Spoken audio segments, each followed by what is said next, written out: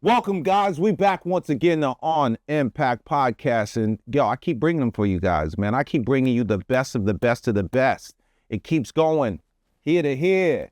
I have today Steve Carless, also known as Steve O for friends and family and also the music industry, is an American record executive, talent manager, philanthropist, and entrepreneur. He's best known for working with Nipsey Hussle.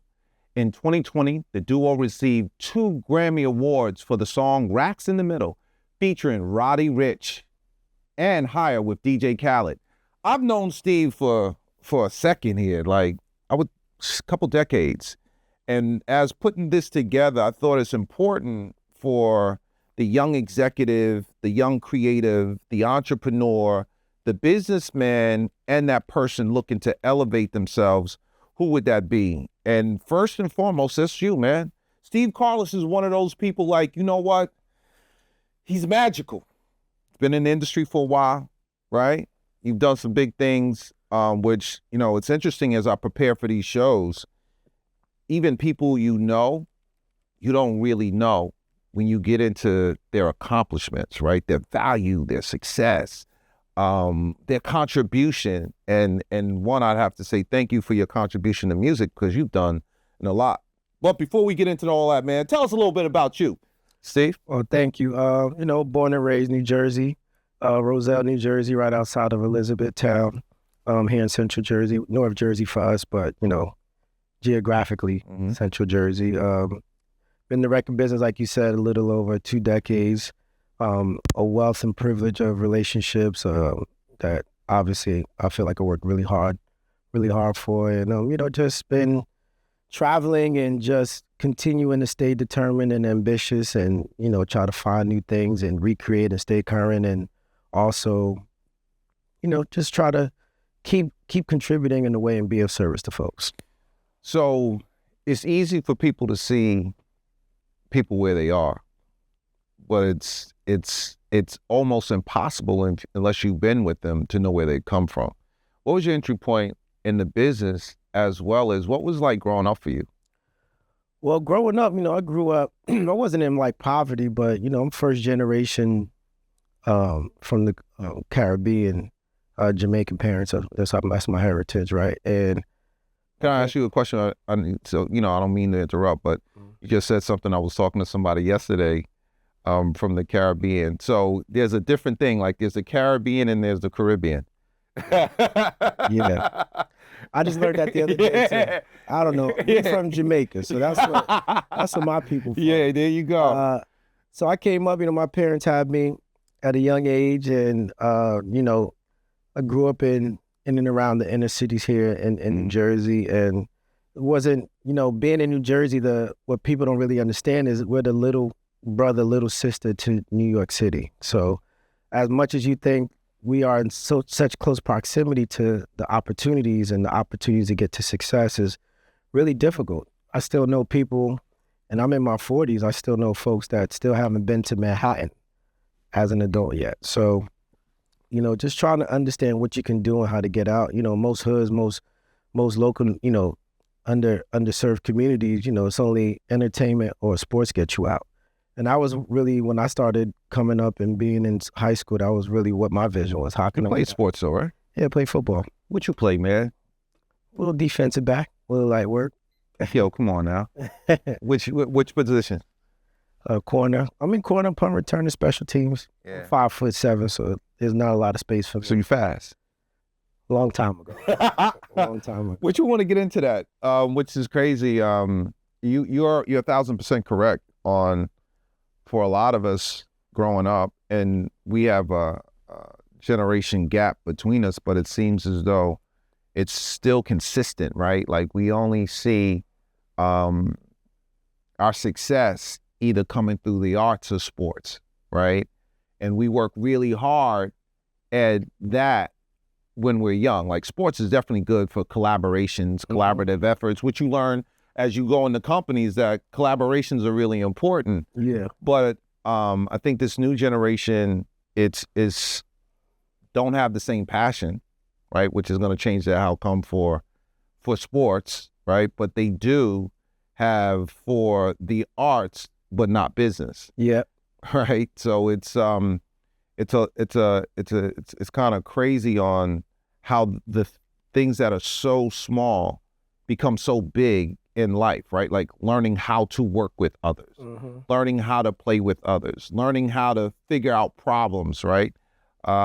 Which I think is just paramount as we go through life. So you attended King. Yeah, I went there, hurt myself. So, well, let me back up 2 steps. The aspirations of going to be a student athlete was the way that I thought I was going to get out of where I came from and give me an opportunity where I can kind of, quote unquote, like defy the odds, like be able to get myself and my family into a position of being successful where we can have a greater opportunity of earning and also figuring out like how to like do your contribution in a way that you can like where you could be, what's the word I'm looking for? Be recognized for it. So yeah, I went there. And I went there for a few years on and off trying to get a college degree because, my parents never went to college. They don't have high school diploma. So that my mom's big vision for me, her biggest dream was, I just need you to go to college and get a degree. So that whole mission was really more about pleasing them as opposed to doing what I felt worked well for me. Siblings? Yeah, I have a little sister. It's interesting that you say that in regards to the whole family plight. Same thing happened with me. Like I had no aspirations of going to college. It was the next step, right? And we've done a lot of that for our parents. And, it's interesting that now we're in a gig economy, right? Where college isn't the big talk, but nor is it truly, there's a value of, is it necessary, is it not, depending on your course on how you see your life, right? Secondary education is important, right? If you're going into sciences, engineering, things of that nature. But if you're in a creative capacity, right, you have to weigh the debt exposure versus the return. And I don't know if right now the same thrive and passion are for with the younger generations for doing it for their parents. Like people definitely have their own set of ideas on how they see their life. Yeah, I guess being the children of immigrants, America is like the land of opportunity, right? So when they come here, there's a conditioning, like the gateway to wealth, the gateway to prosperity is through education, academics. Everyone else in my family is an academic. I have people throughout my family lineage that are architects and civil engineers and, accountants and, very highly skilled, highly intelligent folks. So I come from that kind of tree line. But when you come to America, there's a conditioning, especially in that era. You're talking about 2 decades ago, there's a conditioning of, academics is the only way for you to have success. I made these sacrifices. I took these risks to kind of get you here to be in a position to go to school. You have to go to school.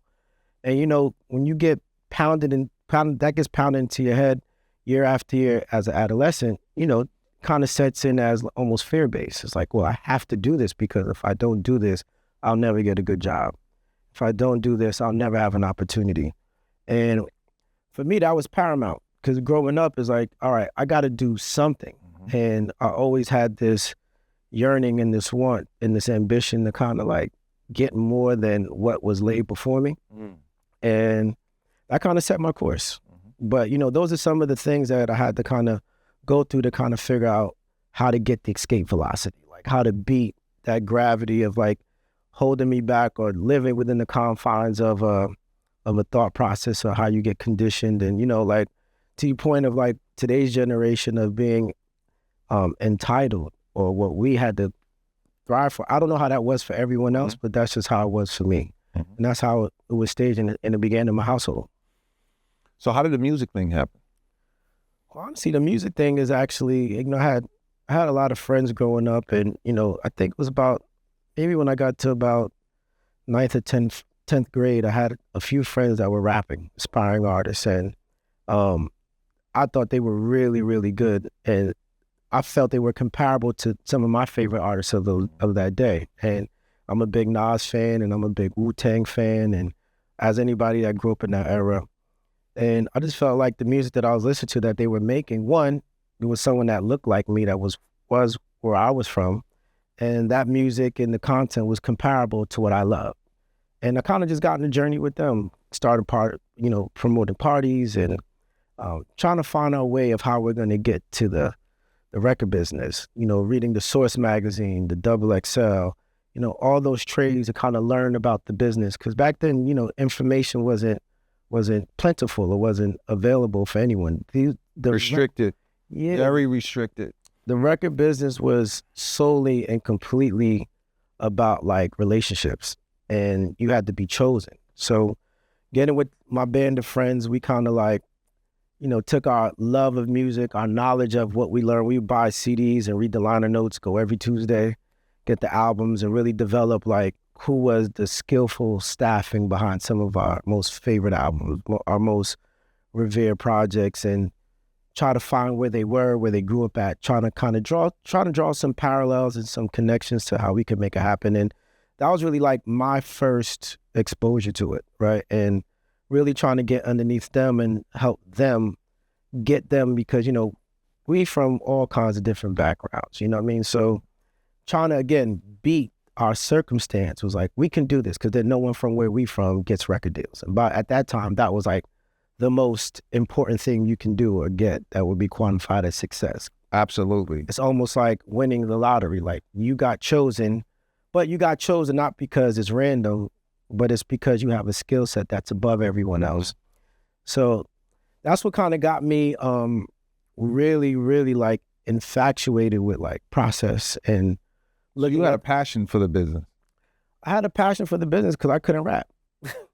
All my friends were rappers and I was the promoter. Yeah. Right? So I had to find a way to be valuable, and I found that that's real. Yeah, that really made me hone in on like getting detailed and getting really like skilled in certain aspects of learning like what's a good artist, what's a good manager, what's a good label. And at that time, I was coming into age and coming into like being 18, turning 19, and looking at the current industry at that time, where it was the Dame Dash, it was the Irv Gottis. Shout out, yo, R.I.P. Irv Gotti. Hip hop lost a big one. Yeah, definitely. He's definitely on the Mount Rushmore of what I wanted to be and my pursuit of being in this business. So it was like, that's a incredible hit to me because it's surreal. It's so funny about that. It's not funny, but what's amazing about your analysis with Irv, and I was thinking about that earlier today, is that he had an incredible superpower, right? Which, starting as a DJ, right, and then becoming the producer, label magnet, like you said, from an executive perspective, he's on the Mount Rushmore of music, right? Because the energy that he gave, but also his contribution to so much music, right? And I guess coming from a different line into the business, it makes you think about, independent artists or executives realizing that it's really about the work first, right? Like, putting in the work does matter. There's no shortcut, right? And these guys, generationally, we were having a conversation earlier, we've seen a lot of the independent labels, artists, heads do some phenomenal things. What makes it different from today, right? Because there's a gap. There is. When I think of your generation, I think of like the Irvs and the Dames or the Shaka Zulus or the Rough Riders with DNY or any one of the more prominent labels of that era. I don't know what y'all don't understand and what take away is like what motivated me. It was like, those people look like me and they're from places that I've come from. And not that I'm trying to bypass formal education or skip over or go around. It's just like, circumstances that we're placed in, we didn't choose it.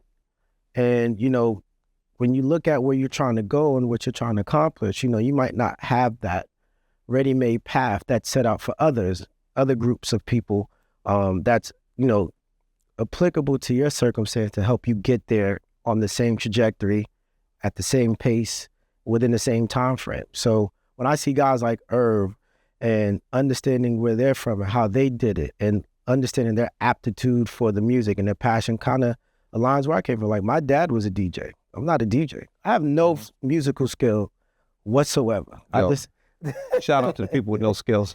Me too. I ain't got no formal skill. I can't play an instrument. But I can hear that hit. I just understand it. I understand. I know it moves people. But, like, that became, like, those kinds of folks, those images, those silhouettes became, like, very aspirational for how I got to where I'm at today. First job was where? Star Trak Entertainment. Wow. Uh-huh. Wow. Yeah, with the mighty, mighty Neptunes. Yo, that's crazy. How'd that happen? Honestly, it's such a weird story. Again, education. My mother was working at a pharmaceutical company at the time, and she got me an internship. I was about to turn 18, and her thing is, well, you're going to go into pharmaceuticals, and you're going to be a doctor. And when you go to college, you're going to go to pre-med. And that's the trajectory that I got on, because, like, all right, that gave me the best opportunity to get some money. It's so crazy that you say that. West Indian families, it's like, if you're not a doctor, engineer, or lawyer, you don't matter. It's crazy. I just had this conversation, and that's great, right? Like, the aspiration of pointing the kids in the directions of, what we see or what is valuable for mankind. But it's not to interrupt you, but it's just like, it's amazing that, that's a continual theme throughout the West Indian community. Yeah, and it's also a lot of pressure too. Yeah, it's a pressure because the side of it. If you don't like it, they tell you happiness is about doing what you love. When you do what you love, you don't have a job, like you have a career. So, I just follow my mother's lead because it's her wish. You know what I mean? I love my mother. I do anything. I just saw so much sacrifice that she's made for my sister, and how could I not, as the eldest, take her leadership in that sense? And, I went and worked at this pharmaceutical company and learned how to be an office assistant, and I had to be very well versed in Microsoft Office and, be very computer savvy. And at the time, that was a beautiful era of, like, message boards, and the internet was coming online, and getting exposed to all the local music, especially, being with my friends, trying to figure out how we were doing what we were doing at night and on the weekends. And we had a fax machine. And back then, again, limited access to the industry. There was no social media.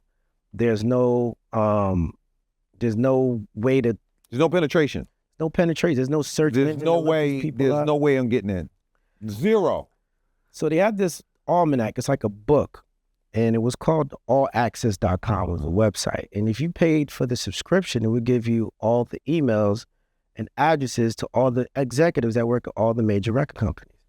And one of my friends told me one day, as we were out searching and endeavoring for a record deal, one of my friends said to me, it's like, this is not working out. We can't do what Master P did. We can't sell records out our trunk. How are we going to do this? And again, they're the rappers. I'm the promoter. I said, well, maybe we can beat a step if I go work for the record company. Then I'll learn what they want us to give or what they look for in our demos, and we can make the demos and we could do that. They was like, that's brilliant. You should do it. I went and bought this almanac, paid like $50 for it. I got about 500 contacts. And I swear to God, back then we had fax machines. I made my resume and I probably faxed it to all 500 people. 88 in one day. And I would just do it till someone called me back. Wow. Go home and wait by the phone, go home and wait by the phone. Long story short, got some good interviews. I went and met with Sony because I was a big Nas fan, so I wanted to work at Sony. I got an internship. I got accepted for an internship at Rough House. I went to, where else I went to? It was Sony, and I got a call back, but it wasn't a call back from my resume. My rapper friend had a number to Star Trak and called Star Trak. And when he called Star Trak, he said, I met some guy, pick up the phone and call him. Call him right now, I'll give you an internship. Like, are you crazy? And I called him. They said, come in. Then I met my first boss, Nicole Plan, and she hired me on the spot. Wow. And then as I got into that, I didn't know much about the Neptunes. Obviously, I knew about the big records they had, but I didn't understand what producers were in the way that I understand now. But I just knew the names because reading the liner notes and understanding who they're affiliated with. It was like you bypass the producer. You're trying to get to the artist, you know, to try to build those relationships. And, you know, that was literally my first internship. And then as time went on, I started realizing, oh, I met, you know, Pharrell had a manager at the time called Rob Walker. I met him prior in sneaker stores, and the whole thing came. It was a very divine experience and timing of how all that came together, because meeting him in one place, then having no idea who he was, and then he was like, yeah, you should come in. We're starting a new company.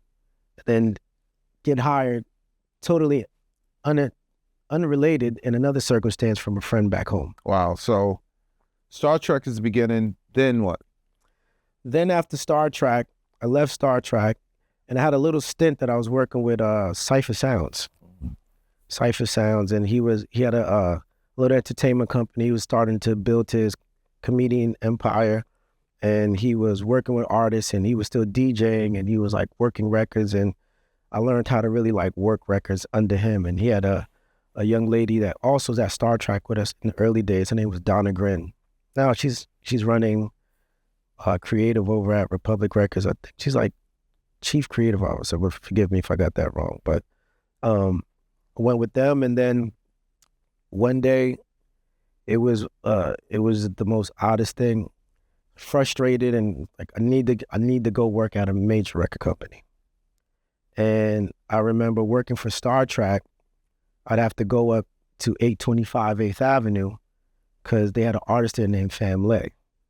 And I had to go pick a vinyl one day because we would take them and ship them out. So I went there and I was like, wow, just the experience of going into 825. Up that big escalator. Sky Lobby, into the big gold doors. I said, I need to work here. So after my stint with Cipha, I was like, I got to find a way to get into Def Jam. And same practice, started calling around, met some good folks, talked to some good people, and got on the phone with a gentleman named Theo Brown. Theo Brown. So it's crazy. Shout out to Theo. So funny you say that. Theo. Mm-hmm. Wow. I got in touch with a Theo Brown. There's many more details in between. Of course, we ain't gonna do all that. But we can skip over. Yeah, we're gonna let that. Pharrell was very instrumental in helping me see that clearly and coming into Def Jam. But the thing with Theo, when we came in, which I thought like, hey, you know, I got this experience. I'm coming from Star Trak. I'm coming from Cipha.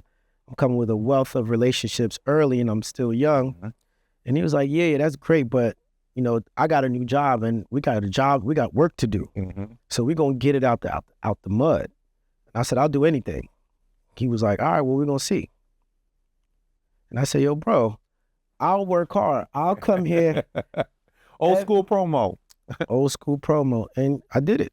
And I would come every day on the train, bus. No pay. No pay. I wasn't getting paid at these other places. I wasn't getting paid here. So this is what we gonna hold on to this point for a minute. Mm-hmm. So this is the sacrifice that people don't understand, right? So you guys, you got a partner at that time. You guys were doing. It's interesting. Had no idea, because it's really record companies are no different than any other company. Mm-hmm. You just assume that everybody who's a manager is managing the process properly. So you guys were actually illegal in the building, total insurance risk, everything Visitors. is wrong. We're on visitor passes. Every day. Every day. Now my partner that you As a job. Now what people don't understand, I had no idea. I don't know. I just knew that I was presented. And no pay. All I knew, I was presented an opportunity, and I was gonna take advantage of it.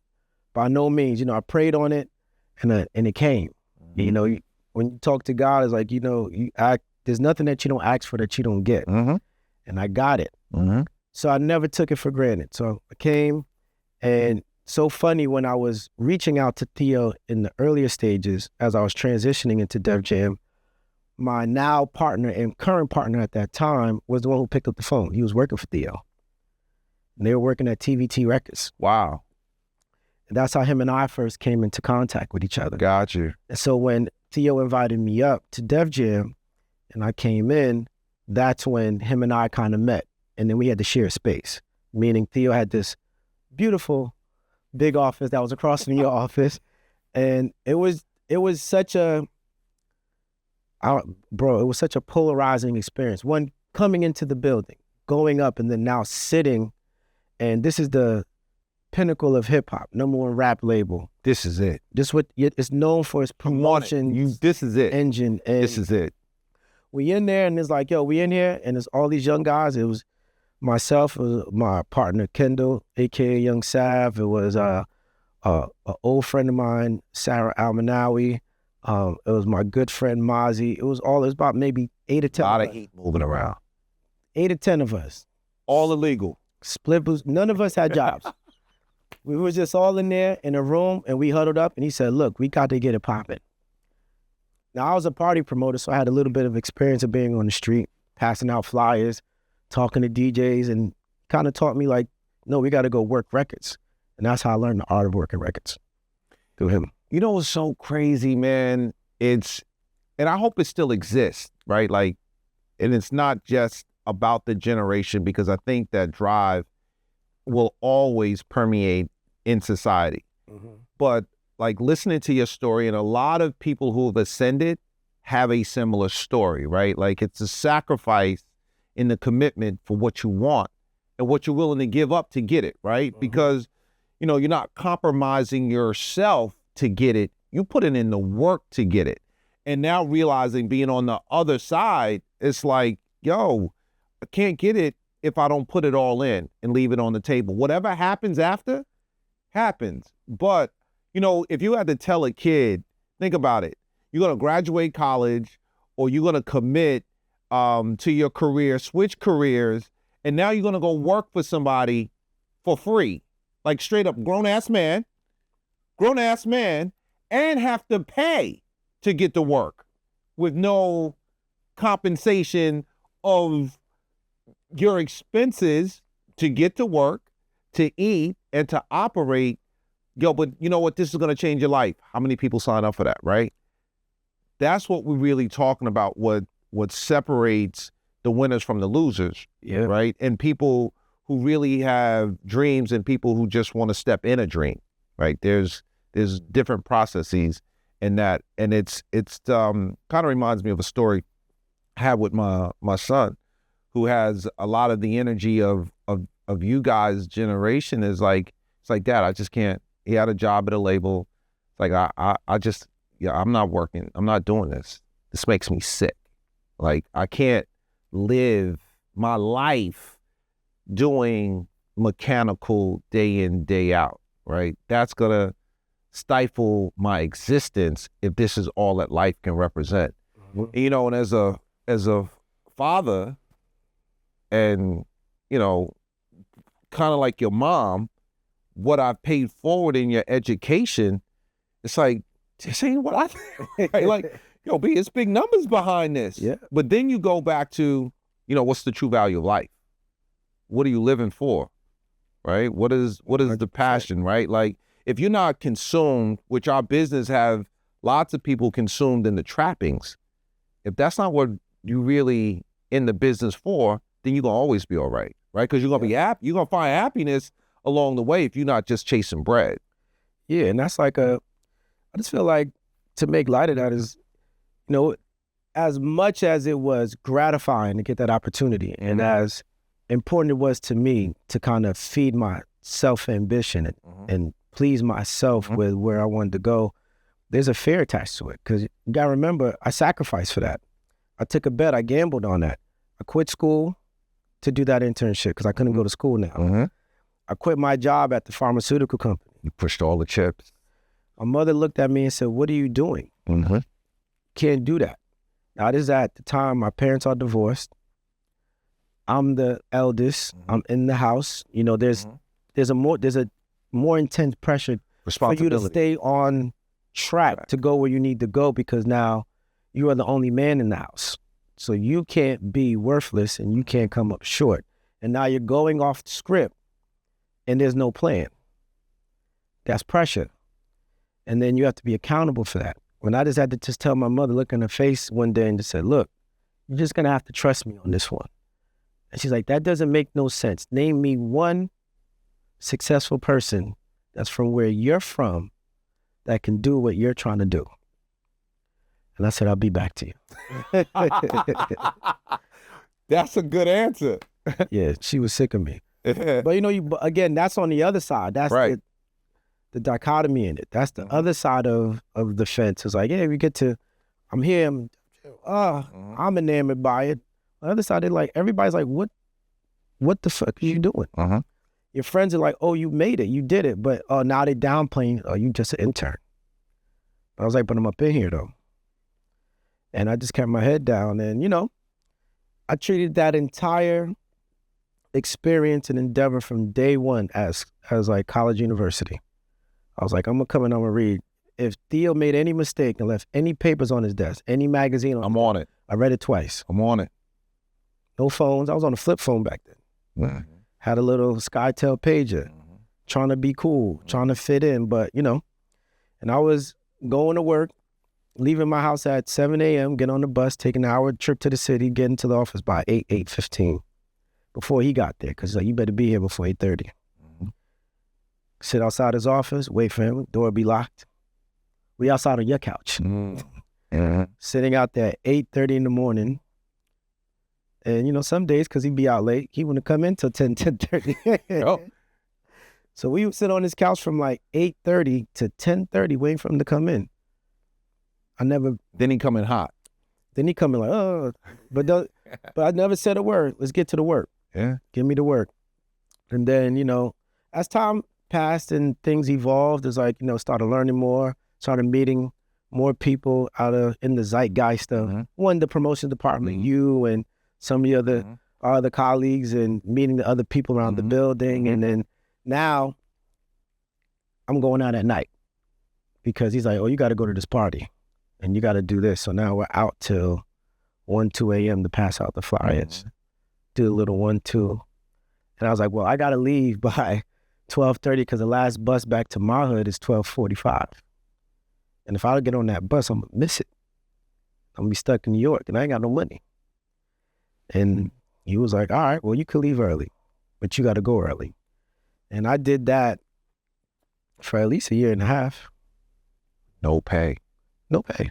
No pay. No money. It's crazy. I was working on the weekends. Yo, you have to.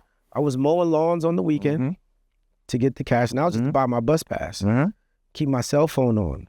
That's when I learned the power of like having your phone. And I was working telemarketing late at night. And I was selling sweepstakes just to make the couple $100 every 2 weeks just to get on the bus. A lot of parallels. My internship at Motown Records, $25 a week. At least I got some, thank God, right?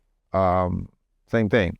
Did security at night, security, limos, any and everything possible for the opportunity. And it's just amazing to hear how deep it went for you, because now that you've already established, right, your baseline, you understand, you seeing it, now success starts to happen. Yeah, you know, and that's a stark contrast, like that moment. Yeah, I can give you the hustle side, I can give you the family side of it, I can give you the ambition on where I want to be in my career, but again, it's still escape velocity. So I have to beat the street. And I still got to beat the pressures of peer pressure of where I come from. And the people who, remember, the mission started is I'm going to come back and get y'all. And now I'm starting to have this trajectory that's upward and it's starting to take off. And a lot of those details, depending on where I'm at and what we're talking about, I'll omit those details, not out of intention, but more as just to like, just get to the more poignant point of it. Like, but here I want to just be clear about like so many things that you have to beat just to get to the sacrifice of getting to an opportunity. And I mean, I beat the streets. There was a summer as teenagers, me and my group of friends would be like, we just can't get killed this summer. Because dudes were dropping like flies back then. And to go from that to like, all right, I'm sitting and talking to the head of radio promotion. I'm talking to artists. I'm talking to the president of Def Jam, who Jay-Z. I'm in these meetings with these people. Some of the stuff is so surreal, I couldn't go back home and talk about it because nobody would ever believe it. And I just think that going through that, it gave me a lot of thick skin, and it gave me a lot of focus, because it was really, again, it was fear-based. It's like, I'm not going back. I've come too far. I'm not going to take this for granted. And this like has to work. Not that I hope it works. Like, it has to work by any means necessary. When did you meet Nipsey? I met Nipsey like 2009, 2010. Our first interaction came at a XXL photo shoot for the freshman cover. That cover to cover, that was like finding new acts. At that time, once I kind of evolved through radio promotions, I got really enamored with like the new artist process, right? Selfishly because of my friends. My friends, we were still trying to find that way to get that demo delivered. Years into my career, right? And I met him just in passing by, and you know, after he had that moment of discovery when he came in with Johnny Shipes and them, it was just like a aura of difference that I had never seen before. So I just sought it out. I just got on my radio promotion thing. Again, being ambitious, sought him out and tried to make a connection, made a connection with him. It's like, who is this guy? But again, meeting someone that actually works at a record company and him being an aspiring talent, it was like, all right, this could be good. And, you know, but I had no concept, no idea, no really context of what he was going through in that era of things. And we'd be in and out of like communication for at least like, I want to say 18 months to 2 years. And then one day, again, another divine intervention, full circle moment. My first boss at Star Trak was working at BMI as a publisher. And ever since I had left Star Trak, she would check on me periodically. And this is almost like 5-6 years later into my career. And she would tell me, we just catch each other up. What you doing? How you doing? Always looking after me. And she's like, I was like, yeah, man, you know, just like trying to find this guy named Nipsey Hussle. He's in LA, because she had moved to LA from New York now. And she's like, oh, I publish him. I said, you publish him? Yo, connect me with him. That's my boy. He know me. Tell him whatever. And she, oh, that's easy. I just talked to him yesterday. You talked to him yesterday? I've been calling this guy for months. He won't pick up the phone. She's like, I got you. She connected us. Since that day, we never stopped talking. What label were you at then? Def Jam. Okay, keep going. So, but my whole intention was, I had heard, you know, through the trade media that he was separating himself from his then label at the time. And I was like, oh, this would be a great opportunity to bring this kind of talent, and I can work on it, because now having some success that I was satisfied with what I had learned in radio promotions, you know, sitting in your office every day, learning the charts, learning how to talk to people, learning how to build relationships, getting the relationships, getting the technical and the relational side of the business intact. I was like, now I have more ambition. I want to go and get on the creative side of it, and I want to help, you know, make my own name on something. And that was really what made me seek him out. And it was like, this is an opportune time, because he represents everything I represent. And I feel like we're at the same place in our career, just trying to break through. And we got together, and, you know, he was a phenomenal intellect, where he had such an understanding and wasn't afraid. But one thing that I saw on him, and as we started cultivating this relationship, was how brave he was, and how he looked at fear as like a means of opportunity. And he was like, yeah, you know, I'm not going back into a major record label. And I'm like, bro, what do you mean? Just come with me to Def Jam. We got this person, that person, this person. I went to the Mount Rushmore, and he's like, yeah, that's cool, but I'm gonna build it myself. I want to be something that I've never heard this term ever. And in that moment, he's like, I want to be vertically integrated. Meaning, what that means is controlling it from ideation to the supply chain. I've never heard nothing like that from an artist ever. And just off that, because that became his mission, I bought into it.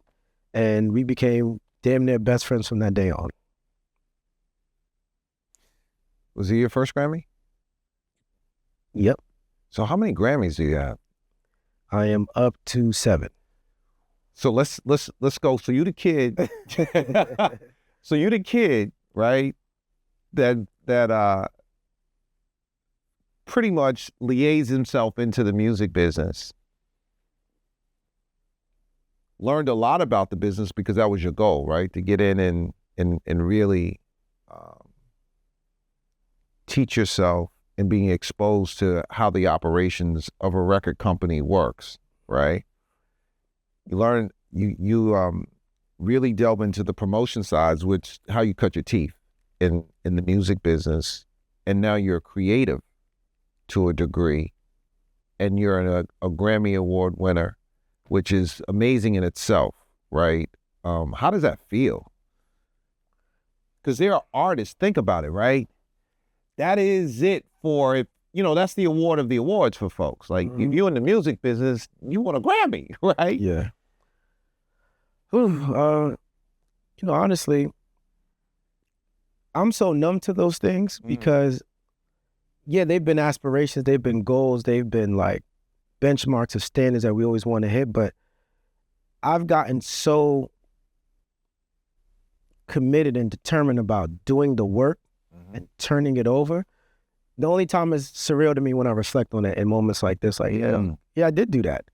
And, when I talk to my friends or my peers or my wife, she'll say, when people regard me in a certain way, it throws me off at first. But then I get calm because I was like, oh yeah, I did do that. I almost like erase it from my mind. Because once I do it, I don't look back at it. You know, it's interesting. That's the sports though, right? When you playing a season, you win a game, you only bask in it that day because practice starts again. Yep. When you win the championship, you bask in it that day because the next season starts again. Like, people just don't relish, athletes don't really relish in the moments. And I guess that's what the statues and everything else is about, to recount and bring you back to those moments. But when you're a competitor, it's like, I did that yesterday. That don't mean nothing today. Yep. I mean, the Nipsey Hussle Grammys definitely hit different because that was a 10-year journey. That was literally from ideation to supply chain. And to receive those Grammys literally on him leaving, had an emotional gravity that was like, wow, this is really, we've really created an inspirational moment. So it was almost like that's the moment where you kind of reflect, you start to feel superhuman. And it's like, I can do anything. Because if we did that, and when we really reflect and recount all what we've done, all what we've beat, all what we've achieved, all what we've done, and there's been a myriad of people that have helped us along the way, but it took that many people. It took that much time. It took that much focus. It took that much sacrifice. It took that much,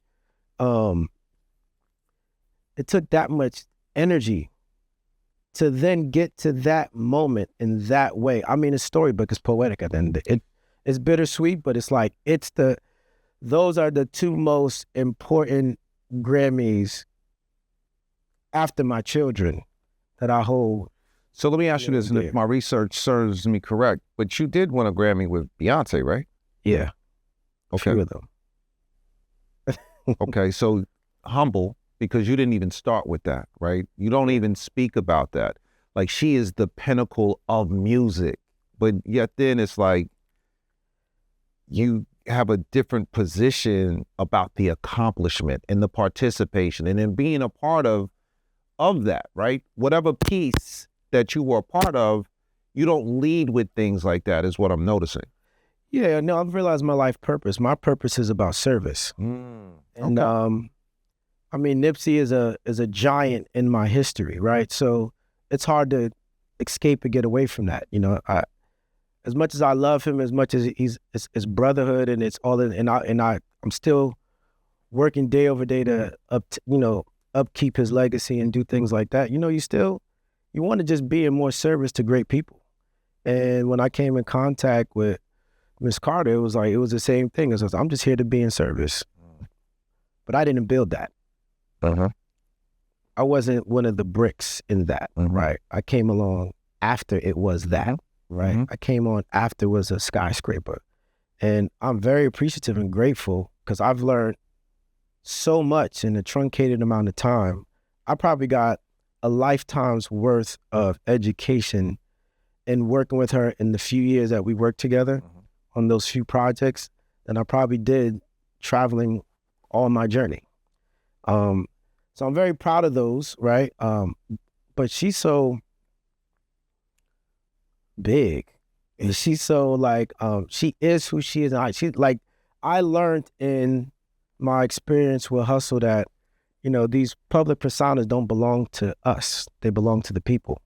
So when I see her and I listen to the music and my friends or my kids or whoever, same thing with Nipsey or any artist I've ever worked with. So he prepared you for that moment. Yeah, 100%. Gotcha. That's why it's all, Right. I'm spiritual. It's all divine for me. It's like, there's no way I could have did that with her without him. Right, got it. And then doing that in the way that we did it for so long, it's just an amazing experience. And to be on the receiving end of being placed in history with that next to my name and having a relationship with the Carters and having a relationship with those teams and all the collaborators and songwriters and everyone that contributed to those projects, it's like, it's hoisted me to, they look at me as like the leader of the creative community. And I never intended to be that or even want to be looked at as that. I just want to just be looked at as you call me, I'll be of the best service to you that you could possibly get. And you're going to get high IQ, you're going to get a wealth of experience, you're going to get passion, you're going to get someone that's also going to think outside the box too and be brave about it because I ain't scared of shit. So in regards to your career, you had artists at one label and you worked at another. You had Polo G at Sony and you were the president at Warner's. How was that? How does you know, they block people from a lot of that stuff. How does that come together? Because, you know, and especially, you know, people of color just don't get that anyway, Black people. Some people think they think it's leverage of power. No, it's just, I've been very, very fortunate. But I fight for what I believe in. And and one thing I'm not going to do, I feel like I'm like running water. I will find a way to get in no matter what, whether you allow it, whether you prepare for me, whether you have any kind of obstacles that will bar me, I will find a way. And in those instances, all of those opportunities and all of those artists and stories come from me presenting them and just not giving up on where I wanted them to be or how I wanted to participate in it. So I'm fortunate for that because each one of those people along the way that have granted me the opportunity to participate in these things really understood where I was coming from. And they was like, well, as long as you could be accountable and you're not going to be spread too thin, then we'll go for it. And I have to look at it like that. That's having good partners. Yeah, so I'm very grateful because like these people are taking bets. For me to go take a post like that over here and manage an artist or run a label over here. One of the biggest artists on the label. Yeah, and then be over here and then, but you know, it's also created this amazing wealth of relationships because all the chairmen of all the major music companies are friends of mine. And it allows me to now walk, because for years, no one knew I had a job. Even with all the Def Jam tenure, no one never knew or really could pinpoint it because I never really went out in public and had a press release or announced any job or any promotions or anything that I had. Humility matters, man. Yeah, it was just going out and just doing the work because I always believed that if anyone's gonna ever recognize me for work that I did, then they need to be able to see all the work. That's right. So I was never comfortable with that. Right. So when I got to Warner, I was willing to do it because I said, all right, you know what? It's the time, because my main mode of transportation is how can I create inspiration? And, again, how we started this conversation with like the Irv Gottis is like, if you don't know those guys exist, you don't know what you could possibly be. So here I stand next to you and talk to you about a career and a journey that started from no formal education, no certificate from a four-year university. I say this humbly, but I don't even think I have a high school diploma. And to be able to go as far as I've gone, for as long as I've gone, for as consistent as I've been in it, it's truly a blessing. And I want people to understand, because I did it, you can do it too, and even better. So I'm going to ask you an off-brand question. Where did the melodies go in music? That here, you got to remember, I feel like technology has really shape-shifted the landscape, right? And it's still there. They're all there. It's just about what bubbles to the top. And because now there's this science called algorithm, what gets to you or to the masses, we don't control that anymore, right? Okay. So now you're not hearing them all. You're not hearing everything. Not hearing everything. It's all out there. You just got to go find it. You got to go work. The world is a very fractured and segmented place now. And you can find anything you want in any degree that you want to experience it in. I think it's there, just understanding what is good for business in the recording industry is what is still to be determined. And I think once that kind of settles out, because things are evolving at the speed of light, I think once that gets settled, we'll be able to understand where to go and where to find what we're looking for. So you've dealt with lots of, or several, and discovered many independent artists. What is the function now of a major record label for an artist? Or is it more viable for them to pursue independence? Oh no, that's a hard one. It's all perspective. The major record labels, their challenge is we have to find out how to acclimate to the ever-changing landscape and the speed that is doing it. The independent artists have more access, right? Before, the major music groups controlled the supply chain and distribution outlets. And then the little one, there was always independence. Always. But the way to get to a global audience was usually by way of a major record company. Now, platforms are determining that. There's Spotify, there's Apple Music, and that's now shifted inversely in a way that we've never seen before. So when you talk about indies, it's really about the service match. And I feel the future of it's going to be. It's all about partnership, in the true word of partnership. What do you need? Where are you trying to go? And how are you trying to do it? And what are you trying to do and at what level of scale? And I think that's going to be where the record companies have to really pick where we want to go and be of service and find our business model where we're going to put our cash register in that space. And on the other side, the indies got to figure out what they really want out of their careers and how they want to go about it and what they need, and not what they want, but what they need. And also what's important for them as individuals, as artists. Who do they want to serve and how do they want to serve it? And you got to have real metrics and you got to have real opportunity to do that. And you got to be very consistent. This is no longer the days of, coming to a record label and we're going to star make you. It's kind of fucked up, because what artists need today is like, they have to do more than what any artist in the eras we came from ever had to do, right? And they have to be incredibly determined. They have to be, one, skilled and great at their gift. They have to be ambitious. They have to be dedicated. And then now they have to be marketers. And they have to be socially available. And when you add those new factors into it, it changes the whole... Thins out the herd.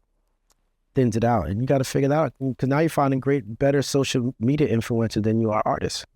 And that's where everyone's sharing the same shelf space now. And that's why you get confused and it feels thinner and it feels diluted. But it's just really more people now. But I just think both sides, all sides, have to figure out what we need to do and figure out how to make the most quality product. So, little fun. Who are your favorite, being a music aficionado, right? And definitely one of the rap OGs is, who's your favorite five? Rappers. Who's Steve Carless' favorite 5? Who's your Fab 5? All right, I gotta go off the top is Nas. Okay. I won't even be political about it. So we're gonna go a little deeper with and why. I just felt like the things Nas was writing, they were just so relatable to my experience growing up. You know what I mean? Whether it be in the street, aspirationally, just trying to, understanding intelligence, what's true, what's false. Like, again, coming from immigrant parents, is like they're teaching you and they're beating this stuff into your head, and you're just like, but is that true? Like, who said you got to go to college? Like, get what I'm saying? So, just coming of age, I feel like that's where he was coming of age in that era. He was kind of young, brought on as young child prodigy, and was kind of like learning his way and growing up in business, and also beating the street. So that's why I just felt that was relatable for me. I think after that, I'd have to say is like Raekwon. Oh, The Chef. After that, for me, would probably be, I gotta think. I really went it was like AZ. These are like guys that I ingratiated myself in the music. Gotcha. I became them. Like Big, obviously. Big is like, he's in my top 5. I don't know if he's 4. You got one left. I mean, to be honest, growing up, that was my list. That's right. As I got older, I got into Jay-Z. Okay. You know what I mean? But that wasn't until right before I got to Def Jam. I'm gonna give you a bonus. I'm gonna give you 5 and a bonus. No. Okay. Okay. Because after that, I was super East Coast street rap. If I go 5 in a bonus, I go Mobb Deep. Wow. Okay, you really in this. So you just understand. Yeah, you really in this. Get my psyche. Yeah, you got it. Yeah, that's where I'm at. That's where that hustle is. Yeah. That's why you where you at. Yeah. Right? I do that. So street culture, music is my thing. Mm-hmm. What's the legacy you want to leave behind as we wrap this up? My legacy, I would want to serve as inspiration. I think that's the most difficult thing to create, because so many things have to align, mind, body, and soul, to be that, because you have to almost be an example. Not a role model, because I'm not a role model, but it'd be inspiration, and I want to be the testament of you can make your way any which way you want. You just got to dream it and design it. That's powerful what you just said, and we're going to have to touch that. You said, I'm not a role model. Why? Because what worked for me won't work for you. I tried so hard growing up, emulating and trying to be what I read, trying to be what I listened to, try to be anything that looked like where I was trying to go. I try to emulate it. That's like a natural human thing. And what you realize is that your values are different, your principles are different, your journey's different. And I think it's great to take those pieces in, to understand and compare and contrast scenarios and obstacles and things that are good, and kind of see, well, how did that person deal with that in over these myriad of categories? And then that gives you a point of view to make that decision based on who you are and where you come from, what you stand for, and what you want to represent, and what lasting cause you want to affect. And you build your way from there. And now I know, after all this way, and I feel like I have so much more to go, I feel like I didn't even get to where I was supposed to get to yet. But I'm very grateful for where I've gone. And now I understand what direction I need to head in going forward. And when I'd say I'm not a role model, I just don't want to be, don't copy me because I did this way. What I want it to be is take what I did and draw a conclusion on, all right, the big takeaways are, he wasn't scared, he dreamt it up, And he did anything he had to do, and he was consistent about it. And that got me farther, even though I think it was slow. It got me farther. Now I look back at time, it was faster. Absolutely. Than I could have went by emulating someone else. Mimicking is definitely a detriment, right? It only works but so long. So I think what you said, which is very profound, is take the best parts of me and make it yours, right? You don't want to live it as you thought I lived it. You need to now apply it in order for it to mature how it's supposed to with you. It's interesting. At this stage of my life and career, it's probably the best that I've ever been, because there's a freedom of moving forward and accomplishment that I've not done yet.